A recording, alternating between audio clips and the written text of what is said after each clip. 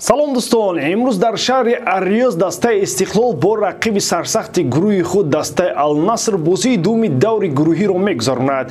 Клуби шаҳри Ариёз пас аз оғози заифи мавсим барқарор шуд ҳам дар дохили кишвар ва ҳам берун аз он аз тамоми аслияи худ ба ҳама самтҳо оташ мезанад. Криштиану Роналду ва ҳамдастагони ӯ ҳадаф доранд ки дави хуби худро идома диҳанд. Дар ин видео интизориҳои худро аз бозии дуввуми дастаи Истиқлол дар Лигаи Чемпионҳо баён дошта, хабарҳои дигар ро ҳам пешниҳоди шумо мекунем. Лайки қиматбоҳои худро гузоред ва то охир моро ҳамроҳӣ кунед. Дӯстон, чӣ гуне ки дар боло қайд намудем, имрӯз дуввумин бозии Истиқлол дар Лигаи Чемпионҳои Осиё бо яке аз фаворитони ин мусобиқа Ал-Наср мегузарад. Оё дастаи тоҷикӣ метавонад сенсатсия кунад?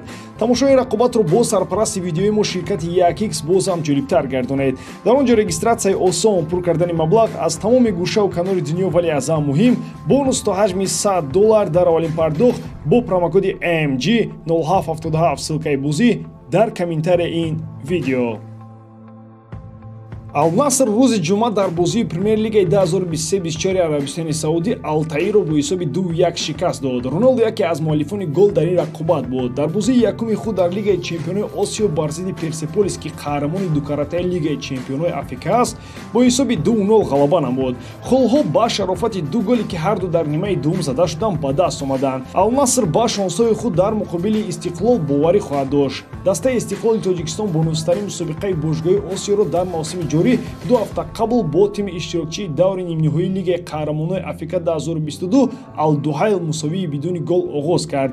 Истиқлол, ки дар мавсими гузашта дар даври гурӯҳӣ ноком шуд, кӯшиш хоҳад кард, ки дар Арабистони Саудӣ бозии олӣ нишон дода дили мухлисони футболи тоҷикро шоду масрур кунад. Дастаи кишвари мо аллакай як маротиба дар ин мусобиқа собит кард, ки метавонад дилхор рақибро мағлуб созад. Ал-Ҳилол ҳам замоне воима буд, аммо дастаи Тоҷикистон ин тимро дар гурӯҳ дарси адаб дод. Рости баъдан Ал-Ҳилол ҳамон мавсим қаҳрамон шуд, аммо ин зеби ғалабаи Истиқлолро бештар карду камтар не. ҳайати Истиқлол чанд рӯз пеш ба кишвари арабӣ сафар намуд ва дар майдони аввал парк машқҳои худро гузаронд. Игор Черевченко бо баъзе аз сабабҳои ба мо номаълум ба Арабистони Саудӣ сафар накардааст. Дастаро дар бозӣ бо Ал-Насри ёвараш Юрий Батуренко роҳбарӣ хоҳад кард.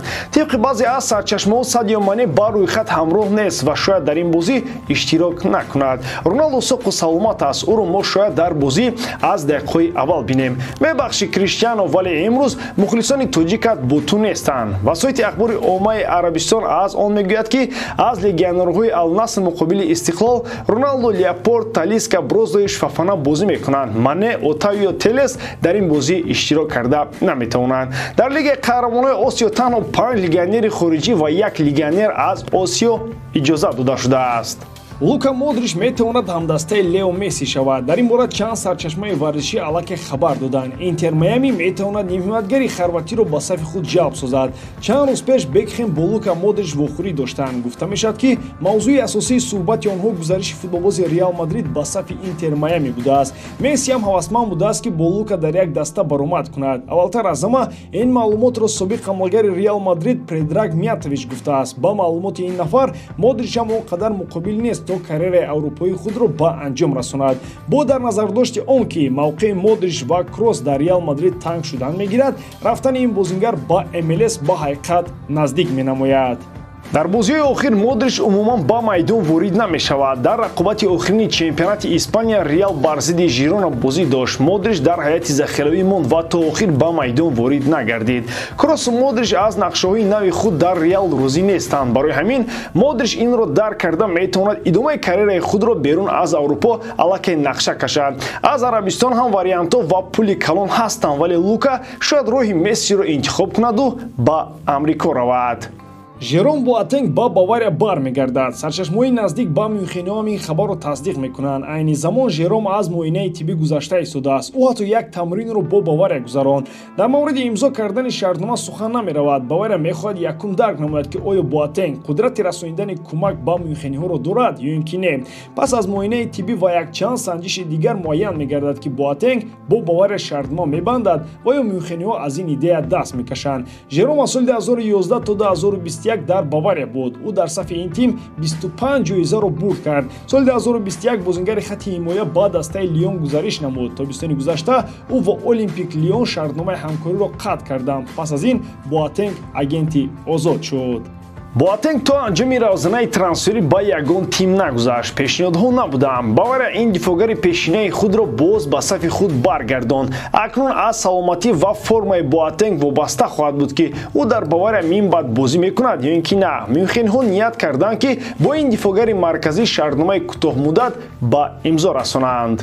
Лео Мессиро дар Интер Майами хеле дӯст доштанд. Ситораҳои дурахшонтарин аз соҳаҳои гуногун ба тамошои бозӣ меоянду Мессиро тарафдорӣ мекунанд. Ва аммо Лео оянда ва охири карьераи худро дар дастаи кишвари Амрико намебинад.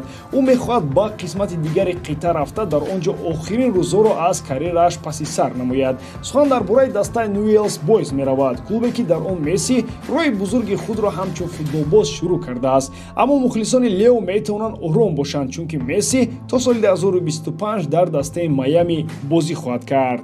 Инҷо сухан дар мавриди охирин фурсатҳои карьераи Лео меравад. Ӯ то соли 2025 метавонад дар сатҳи баланд бозӣ карда ба дастаи Бекхем кӯмак расонад.